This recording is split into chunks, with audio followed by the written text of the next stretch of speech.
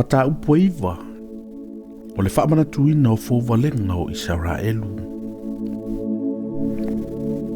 Israelu e whaalongolongo mai ia o le ae sopo i atu i auritana i o na ponei.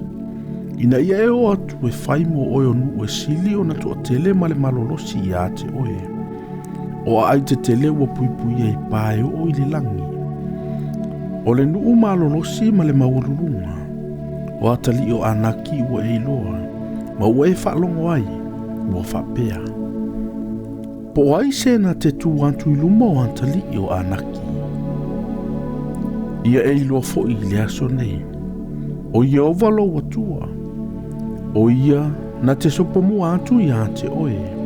O le afi maa ai o ia. Na te wha umatia i lātou. Na te whato ilaloina fo i lātou i o luma. E te tulia fo i lātou. Ma vave wha umatia i lātou. Wha peo na whetalai mai o Jehova i ate oe. A tulia i lātou o Jehova lo watua ai o luma. Awe te whai ifo i lo loto e wha pea. O la ua mi o tonu ua wha o ina mai ia o Jehova e whai mo ule nei nu. A o lea mi o leanga ia nu e tulia ai i lātou o Jehova ai o luma. E le ona o la ua mi o tonu, ma le tonu o lo loto e te alu atua i e whai mo o e lo lātou nu. A o lea mi o leanga ia nu e tulia ai i lātou o Jehova lo atua ai o luma. Ma ia na whaatau nu ai le whetalainga na tauto ai Jehova i o tama. O Abraham, o Isaako, ma Jakopo. Ia e iloa fo'i. E leo lau a mi o tonu e fo'i nā tua i Jehova lo atua i ante oe. Le nānu ule le e whai mo oe. A wā o oe o le nuu e maa alawa ua. Ia e manatua. A wane ngalo i ante oe o mea na e whaatupui nā i le toa sao Jehova lo atua i le vau. E afua mai le aso na e tu ua i le nuu ai kupito. E o lava i lo o tau o mai i le mea nei. Ua o tau fau vale lava i a Jehova. O iho repa fo ina o tau whaatupu ina le toa sao Jehova. O na toa saa i leo Jehova i ante o tau. Na whai a wha umatia o tau e ia. Na o walua e i le maunga e talia papa maa. O papa o iai le Feagaiga no sia Jehova ma o tau. O na o nofole i le maunga e whanga fulu au. Ma le whanga fulu po. O te le i ai sina mea ai. O te le i inu fo i sina vai. O na tu mai le Jehova i antea o papa ma e lua sa tu siele a ao le atua. Na iai upu malava na whetalai mai e Jehova i ante o tau i le maunga. Mai to tonu o le afi. I le aso na whai ai le whaapotopotonga.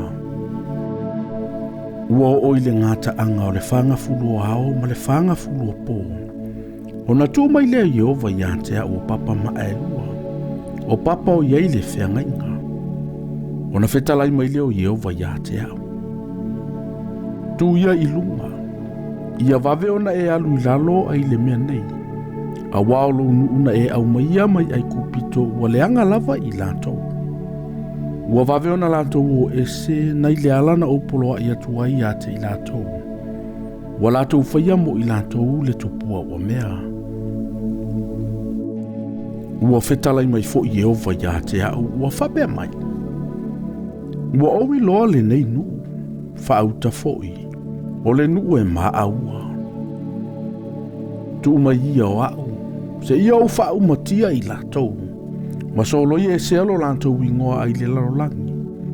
O te whaia foi o e matupunga o le nuu e maa losi ma le toa tele, e sili ante i lātou. Ona o liliu lea, ma o walui fōna i le maunga, ua mufo i le maunga i le afi. Sa ia ulima e lua o papa ma e lua o le Feagaiga. Na ova ai atu, whaauta foi. Ua outou wangasala i a Jehova lo outou atua. Ua outou whaiama outou le tamai povi wa mea. Ua outou vave o ese i le alana poloa i a Jehova i ate outou. Ona o umia le o papa ma e lua. Ma o lafatu ina ai e o ulima e lua. Ma o nuti momo i ai o outou luma. Ona o whapa ule i lumo Jehova. Whapeo na mua I whaia, e whanga fulu ao ma le whanga fulu o pō. O te le ai ai sina mea ai, o te le inu fo isi na vai. Ona wa o tau anga sala umalava na o tau anga sala ai. Ina ua whaia mea le anga ilumo Yehova e wha ono ia te ia.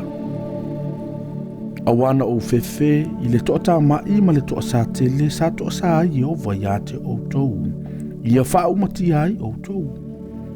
A ua wha fofonga mai Yehova ia te au I lea fo I aso. Ma toa sa tele fo Yehova ia Arona. Na whai a whano ai o ia. Ona o whaatonga atu fo I lea aso mo Arona.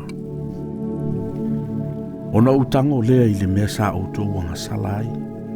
O le tamai povi na o tau whaia. Na ususunu ina I le afi. Ma utu inini ia. Ma umantua o lo ina. Ua nini e peo le efu. Na usasa fo I ona efu. I le vai tafe ifo I le maunga. Na utau whaatupuina fo I le toa sao Yehova I tā para. Ma mase. A toa ma ki perota a tapa. Na uina atu fo I o tau Yehova na I ka tesa pānea. Ua whapea mai. I o tau o a e whai mo o tau le nua o avatu ai I ante o tau. O na o tau fau vale ai lea I le afionga Yehova lo o tau atua. O tau le whaatua I ate ia. Ma o tau le whaalongo I lo na si ufofonga. O tau fau vale ia Yehova talu le aso na o whaato ai lo ai o tau. Na o whapa uilu mo Yehova ia o e whanga fulu, ma le whanga fulu o pō. Whapeo na mua I whapa uai. A wana whetalai mai Yehova o le ana wha umatia o tau. Na o ai o iantu ai ia Yehova ua whape atu. Leli ie, Yehova, a wai te wha umatia lo nuu ma lo tofina e la vea ina I lo mana. Wa e au maia fo ina I kupito I le a au malosi. Ia e mana tu au no Abraamu, o Isaako, ma Iakopo. Awa e te sila I le whaalonga tau le nei nuu. Ma lato wa amio leanga, ma lato wa ngasala. Ne I whaapea mai le nuu na e au mai ai I mātou. Awa wale mawhaia Yehova o na whao ina I lato I le nuu na ia folofolo ina ai I ante I lato. Awa fo I ua ino o ia I ante I lato. O le mele wa ia avantu ai I lato I le vao. E fasioti ai I ante I lato. Aolo nuu lava I lato ma lo tofi. O ena e au maia I lo manatele. Ma lo a ao whaaloaloa.